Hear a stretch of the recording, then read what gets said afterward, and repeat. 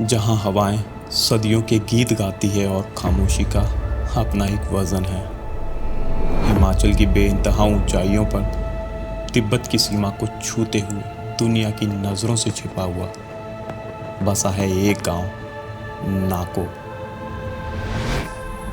यहाँ कदम रखते ही लगता है जैसे वक्त ने अपनी रफ्तार धीमी कर ली हो और हम किसी और ही आयाम में आ गए हों।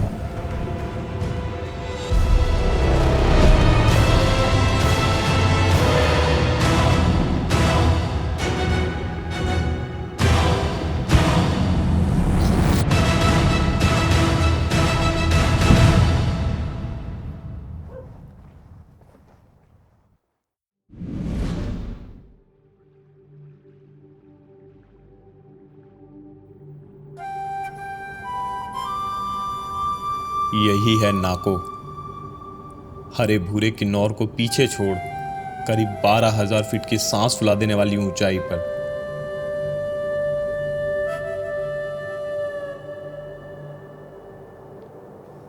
यह स्पीति घाटी के कठोर विस्मयकारी दरवाजे पर दस्तक देता है, कल्पा के सेब के बागानों और देवदार के जंगलों से बिल्कुल जुदा।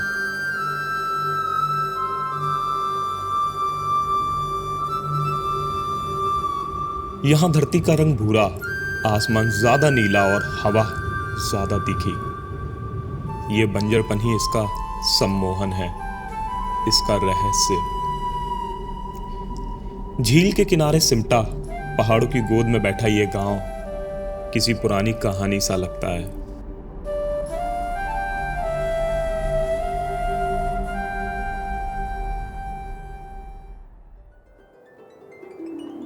नाको की रूह बसती है इन मिट्टी के घरों में, जो कि पहाड़ के एक हिस्से जैसे लगते हैं। सदियों पुरानी तकनीक, बिना सीमेंट या बिना कंक्रीट के, सिर्फ मिट्टी, पत्थर और लकड़ी का कमाल।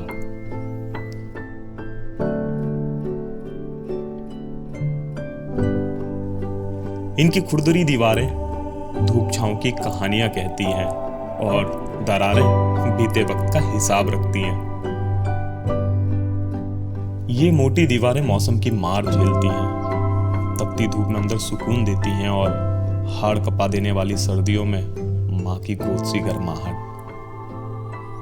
सपाट छतें सिर्फ छतें नहीं, आने वाले कठिन मौसम की तैयारी का खुला आंगन है, जहां चारा और जलावन सहेज के रखा जाता है।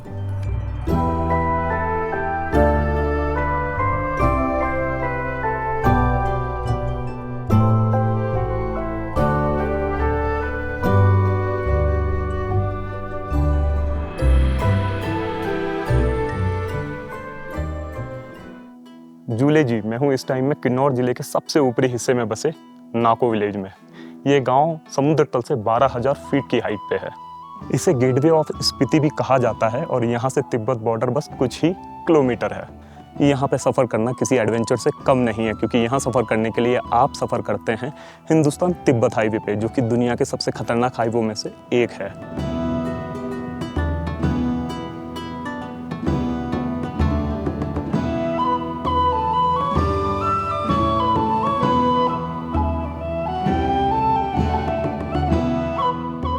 इन तंग घुमावदार गलियों में चलते हुए कानों में नमस्ते नहीं, बल्कि गर्म जोशी भरा जूले गूंजता है।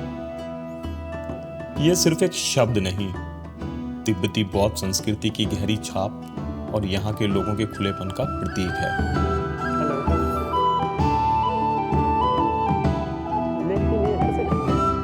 ये गलियां वाकई किसी भूल भुलैया से कम नहीं है। हर मोड़ आपको और गहरे अतीत में ले जाता है। हर दरवाजा एक नई अनकही कहानी का सिरे पकड़ाए खड़ा मिलता है। यहाँ खो जाना भी एक खोज जैसा है। अंदर आने के लिए जूता खोलना पड़ेगा। चलो कोई नहीं, इधर इधर ही लगा दो। जी जी जी। पहन लो। अच्छा, लकड़ी को ऐसे लगा के इसको खोलने पे ऐसे ऐसे। अच्छा, पूरा अलग कर दिया जाता है। हाँ, पहले बहुत पुराना का है ये। इसमें हम लोग ऐसे हो सत्तू का फ्राई करते हैं, चों का। अच्छा, सत्तू जो बनाते हैं वहाँ पीछे वो आग जला के ना। अच्छा, इसमें जैसे दारू वगैरह बनाते हैं ना, अच्छा अच्छा। इसके अंदर तो दारू, अच्छा देसी दारू आप लोग बनाते हैं? देसी दारू। अच्छा। इसके अंदर उसका जो सेब वगैरह, जो कोई जोंक बना, कोई सेब का चिल्ली का, इसमें डाल के फिर इसी के ऊपर ऐसा पत्थर इसी के ऊपर लगा के, हाँ हाँ हाँ। फिर उसका ऊपर ऐसा निकालने के लिए पाइप लगा के, इतना सा पतीला होता है इसमें, हाँ।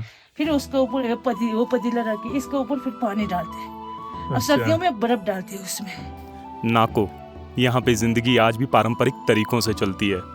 यहाँ के लोगों का मुख्य व्यवसाय खेती और पशुपालन है, जैसे कि जौ, आलू और मटर। पर्यटन भी अब यहाँ धीरे धीरे बढ़ने लगा है। यहाँ की संस्कृति इंडो तिब्बतन है। भाषा, पहनावा और खान पान, यहाँ तक कि धार्मिक मान्यताओं, सभी पर तिब्बत का गहरा असर दिखाई देता है।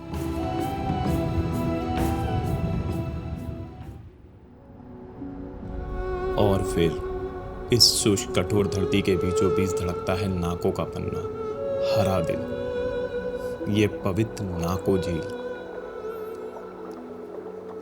विलो और पॉपुलर के दरख्तों ने जैसे इसे अपनी बाहों में समेट रखा हो।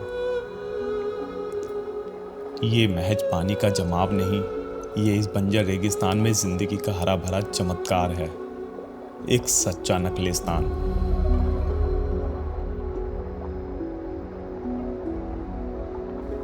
इसका ठहरा हुआ पानी किसी कुशल चित्रकार की तरह आसपास के भूरे पहाड़ों, नीले आसमान और मिट्टी के घरों को अपने कैनवस में उतार लेता है, एक जीती जागती पेंटिंग की तरह।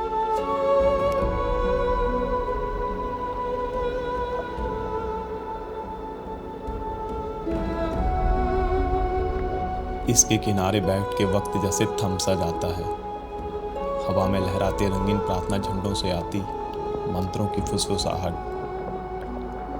पानी की सतह पर हवा की उंगलियों से बनती लहरें और पहाड़ों की परछाई, ये सब मिलकर एक ऐसी शांति रचते हैं जो सीधे रूह में उतर जाती है। यहाँ की हवा में एक अजीब सा सुकून है जो शहरों की भागदौड़ में कहीं खो जाता है।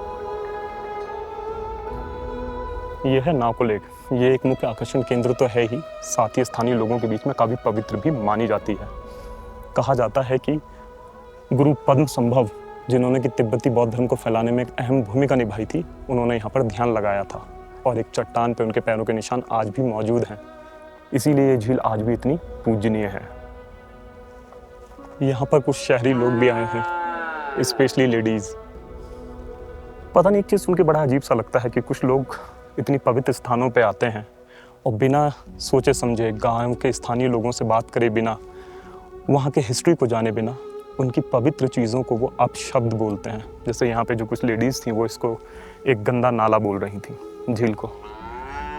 आप लोगों से रिक्वेस्ट है कि आप लोग अगर कभी भी ऐसी जगहों पे आएँ तो उनका सम्मान करें।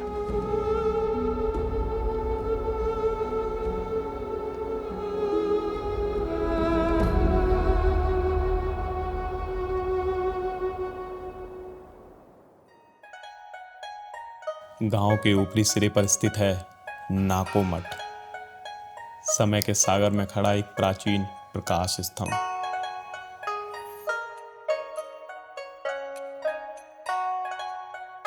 कहते हैं ये महान गुरु और अनुवादक रिंचेन जांगपो के युग का है, लगभग 1000 साल पुराना।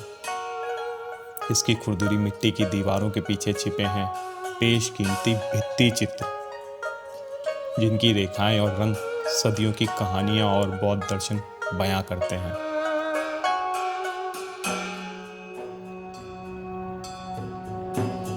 इन तस्वीरों में झांकना मानो इतिहास की खिड़की से अतीत को देखना। यहाँ हवा में इतिहास और आध्यात्मिकता घुल मिल गए हैं। हर कोना एक गहरी पवित्र शांति से संपादित होता है। इन प्रार्थना चक्रों को श्रद्धा के साथ घुमाते हुए महसूस होता है जैसे आप भी समय के उस अनंत चक्र का हिस्सा बन गए हों। हर घुमाव के साथ हवा में लाखों मंत्र घुलते हैं, एक सकारात्मक ऊर्जा का अदृश्य प्रभाव बनाते हुए। इनकी धीमी और लयबद्ध आवाज ध्यान का संगीत बन जाती है। यह है नाको का ऐतिहासिक बौद्ध मठ। माना जाता है कि इसको महान अनुवादक रिंचेन जांगपो ने 11वीं शताब्दी में स्थापित किया था। जिन्होंने पश्चिमी हिमालय पे और भी काफ़ी सारे मठों की स्थापना की थी।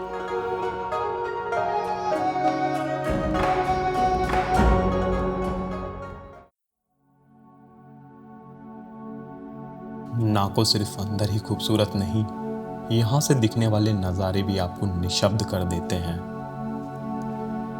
क्षितिज पर गर्व से सिर उठाए खड़ा है रियो पुरगिल, हिमाचल का बर्फीला सम्राट,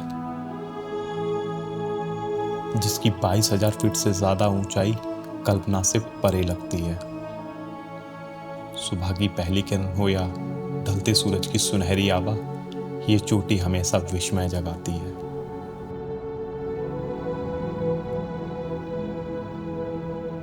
गांव के मुकुट की तरह ऊपर पहाड़ी पर है नाको प्रियरमनी।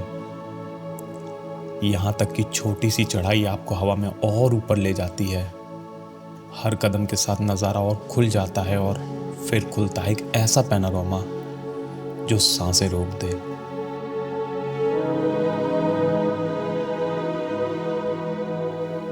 नीचे कटोरे में रखा नगीना सा नाको गांव, पन्ने सी चमकती झील और चारों तरफ पसरी स्पीति घाटी की अनंतता। यहाँ तेज हवाओं में फड़फड़ाते हजारों प्रार्थना झंडे जैसे देवताओं तक संदेश पहुंचा रहे हों।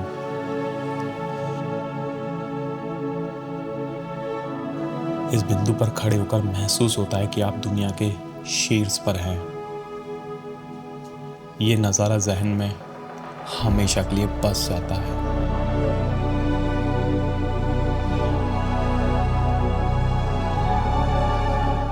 इस जगह को नाको का व्यू पॉइंट कहते हैं। हालांकि यहाँ तक थोड़ा हाइक कर आना होता है, लेकिन यहाँ आने के बाद जो 360 डिग्री पैनोरामिक व्यू देखने के लिए मिलते हैं वो कमाल के हैं। यहाँ से पूरा नाको गांव, झील और आसपास की घाटी, साथ ही दूर फैले सुंदर पहाड़ काफी क्लियर नजर आते हैं।